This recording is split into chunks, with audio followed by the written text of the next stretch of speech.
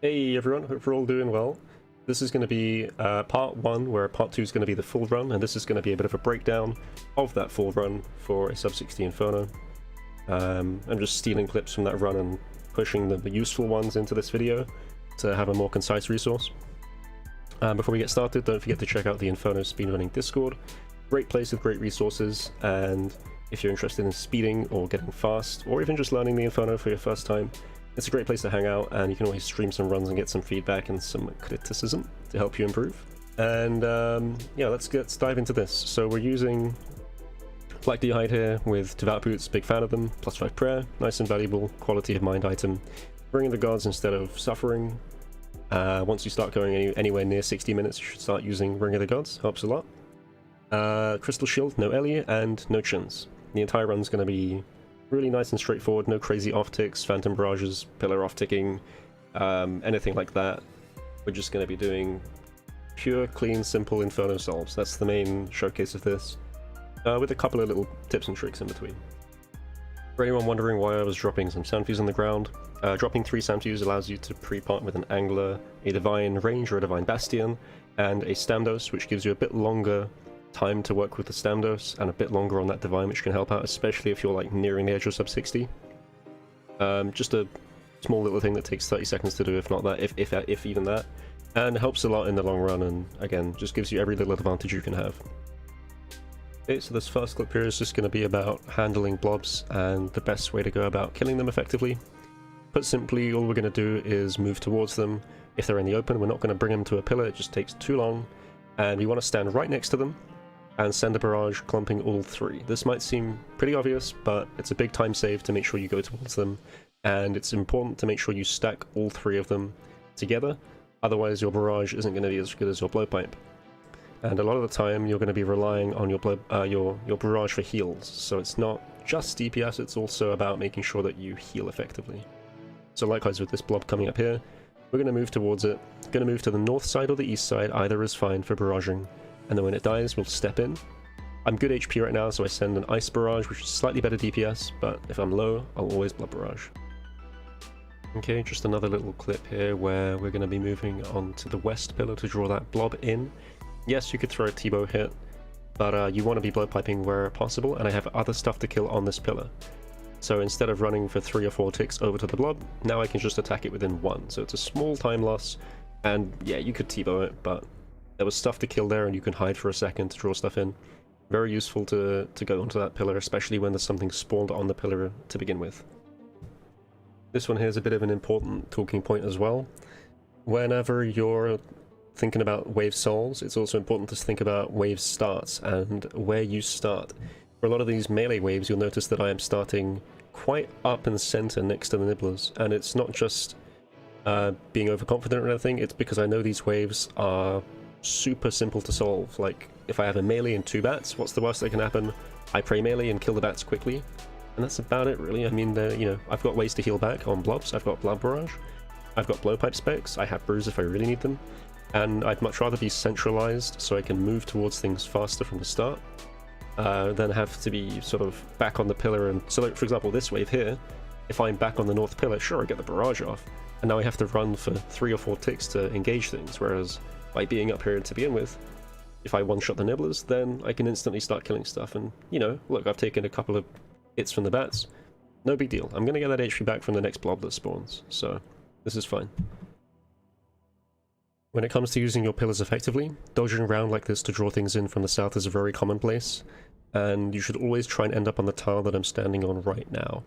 Being able to attack that bat and get dragged around this corner like so is really nice, because if you have a major or a ranger that's able to see the north side of this pillar, then you want to be able to dodge out of that directly and not be starting, let's say, from the middle of that side where you only get dragged out into view of everything. So keep in mind that pillar drags to make sure everything comes back is good, and once again we're going to stand right on that edge here on this wave, draw everything while dealing some DPS, and then come out, and now everything's in a nice range to start hitting. You'll also notice in the whole run that I do here, I'm pretty bad with my pillars. I actually ignore the nibblers a bit too much to kind of set an example, but generally speaking, you want to solve the wave before you start engaging them. and we're, what, 20 seconds into this wave, and it's only now that I actually sent out a barrage on them. That's probably a bit too long because I had the wave in such a way that I could control it before then. But keep in mind, one barrage solved the wave. It doesn't really matter if you one-shot them or not, and if nibbles ever attack your north pillar, you are almost always going to be able to protect that pillar from almost any position. And for the ones that you can't, then it's okay to let it tank a little bit. So we have another interesting wave here. It's a bit later on now, and notice that I'm not going to flick this blob at all. Not worth the time. I have rigor, range pot, and I'm blowpiping down a melee. If I have to, I have a spec remaining on my blowpipe. That melee is going to die before I do, and even if I get low, I can brew. So keep in mind that DPSing things that are causing you issues as a means to remove it from the area, so you're only flicking one thing, is completely viable, and especially in speedies with, again, rigor, blowpipe, range pot, you're going to be fine. This wave here is another good illustration of maintaining your DPS, even in an unfavorable position, and it was only one pipe hit in the example, but I piped the south melee before dodging around the back of the pillar. If I had gone round sooner, yes, the ranger would have started dragging towards me, but no, I can't hit anything. A lot of the time when you're waiting for things to fall into position, you can get free blowpipe hits. And in this example, yeah, again, it's only one hit, but there are times when you can get 3 or 4 or even kill a whole NPC while you're waiting for things to move around and or come closer to you, especially melees. So, in short, keep up your DPS. Don't necessarily dodge behind pillars instinctively. Have a think about it before, or if you have to, think about when you want to do it. So for the start of the major waves now, there's only one thing I really want to point out, and that is that arrows have travel distance, and it's really important to be next to majors when possible to reduce the flying distance of your arrow and the time taken for it to reach the major. If you're really far away, then your arrow is going to take a bit of time to get there, and that's going to result in a slower kill time. For this next wave, in fact for all the next waves coming up, it's going to be major and bat, major and blob. And as we know, blobs don't deal that much damage, and bats definitely don't, as annoying as they can be. So start up front, be brave. In the previous waves with the ranger and the bats and the ranger and the blobs and the melees, I was slowly progressing further back towards the pillar so I could dodge around where possible. And now that the threat of those things is mostly gone, that I have just smaller NPCs and one big one, I can be aggressive again. And it's a really nice habit to fall into so that you can start pushing up into the south side of the area. I'm just throwing this clip in here to sort of point out that blobs really don't exist. Whether you two-tick them or you one-tick alternate them in addition to a ranger or a major being there, it doesn't really matter too much. In this position, a lot of people may think that, hey, I'm just going to stay around the north side, I'm going to kill that blob and then work onto the major. But remember, you alternate or you two-tick, and they do not exist at all. It's just a little thing, but people seem to forget in the later waves how irrelevant blobs really are. And it goes without saying that 63, one of the latest waves with the latest wave with 2 blobs, is considered the hardest wave for first capers. But as you gain more experience and you start to go a bit faster, you'll realize that, again, blobs don't really exist, and you should start treating them as such. Instead, look at the bigger NPC and work around that. So like, if there's a ranger and a major together, and there's 2 blobs, okay, now you have to solve for the ranger and the major, but the blobs still don't exist when it comes to the flick pattern. Not usually, anyway. Okay, for this next clip, we're going to have 2 melees in the major here, and one of these is going to be coming around the north side of the pillar. Normally, you might be thinking, okay, I'm doing a sub 60, we're going fast, I want to kill that major first, and if you're comfortable flicking, that's completely fine. You can go and flick that major and that melee. But it's important to remember that if you are not comfortable, or you're on a good pace and you don't want to die and make any mistakes, it is perfectly fine to kill that melee. You are losing very, very minimal time to improve your position, and it's worth doing almost always. It's only 40 HP if it gets respawned. Not a big deal. That's you know, less than 10 seconds if it does get respawned in order to kill it again. So don't feel obligated to kill that major. Even if it may be just a simple melee and mage flick, sometimes making life easier for yourself is the right way to go. This wave here with the blob out to the west and the pillar stack with a bat is another great example of how blobs don't exist if you decide to do 1-tick alternation or 2-tick alternation for the bigger NPCs. So in this case, if you haven't seen solves for this kind of wave, or you have a weird pillar stack, go and have a look at xzact's Inferno Guides. He's got one for the waves and one for Jads and Zuck. It's great for first capers, but it also holds many of the solutions that you'll come up with in speedruns. In this case here, the solution's simple. You go one west of the bat safe spot from the middle of the pillar, and that pillar stack will be off-ticked. And again, that blob doesn't exist. All I'm doing is alternating as if they were there in a normal stack, and the blob just fits the pattern. So be comfortable with blobs later on, focus the main NPC flick patterns, and you'll do just fine. So this wave here, notice how I dodge immediately to that corner to corner trap that major. This is something that you have to do quickly, otherwise that thing will come around the corner, but is also one of the most useful, if not the most useful, single movements that you could make on wave starts. In short, it gives you control over the situation. In this case, it allowed me to say spot the major while dealing with the melee. Great. But you could do this on almost any wave, and as long as there's something on that side, it will give you control, and that's really valuable.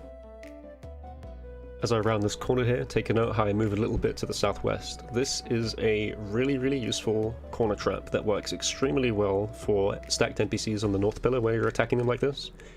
And it'll push that melee, imagine you're using that ranger as a pillar, it'll push that melee to the side, and as you step back in, you'll corner trap it. You can do the same thing on a pillar or any of these NPCs, but it's just a nice little trick that allows you to create a safe spot out of seemingly nothing. This wave start here with that positioned major is also just a nice little thing where if I move to that corner, in addition to that just being nice because it'll trap anything coming from that side, it also drags that major closer, and with a T-bow I can now hit it, whereas before, if I tried to hit it from where I am now on this line, I'd be dragged out west. You only need to move into that corner of the pillar for 1 tick to drag it close enough, but this is another reason why it's just super useful. So this bit here is more advice than sort of a direct tip, and if you watch this wave, you'll notice that I have some text up saying what else I could do and what I could do better. And the reality is I handled this wave pretty poorly overall. There were things I could have done to mitigate this melee from digging. I could have solved the wave in a different manner sooner, and I even thought that I took a major moving around to the side of the pillar. It was a solution that I came up with in the moment, since I was just thinking about other stuff, and there were probably 2 other things I could do better. But the point of this is that even good players can make mistakes, and even if it's not a mistake, it might not be the right thing to do. There's always going to be a right thing to do. So take notes, review your footage if you record, and don't really settle for something that isn't quite as good as what you could really do. And in this case, I think probably just taking a hit from the melee early would have been way simpler. I wouldn't have had to dodge around this side, I wouldn't have to deal with any of this stuff. So again, just if you stream, that's fantastic, you have a VOD. If not, try and set up something like Shadowplay, and just have a look at how you're playing. If you want to go fast and get fast quickly, best way you can do that is review your own footage or get others to review it. So for this wave here, I wanted to have a look a bit at odd solutions, and solutions that don't seem to be the ones that really make sense. In this case, I decided I can't reach that major, and I have to move that melee somewhere where it will stick when it digs. So I decide blobs don't exist, I can just 2-tick this, and I can flick these 3, that major will draw in, and the melee will dig to me and get stuck. I do cop a mage it there, but it's under control, I've got high HP. And then I can go deal with the nibblers, and then all I have to do is work with this major and this blob. It's not a beautiful solution, there are other ways to go about this. But if it works, it's not dumb. There's always going to be a best solution again, but sometimes you just have to try things, and if it works, great. It's another thing you can add to your list of ideas that end up working in other waves, and it's more stuff that will keep you alive. So the only advice I really have for triple Jads is keep a nice open camera where you can see all 3, take out the south one first, and click the boss. Just maintain your DPS, don't lose ticks, where applicable at least, and don't do anything silly. It's very low APM in terms of a room, and with with triple Jads, each on a 9-tick cycle, you have 3 ticks to react for the prayers. So this is well, a really long time. Generally for both Jad, triple Jad, and Zuck, it's part of the lowest APM that you could have to work with for the entire Inferno. Well, especially compared to the late waves anyway. So sure, it's nerve-wracking, but you have time, and remember you have time. So we're into Zuck. Much the same advice for triple Jads as is for Zuck. Click the boss. Don't lose ticks. Try and count your T-bow hits if it helps.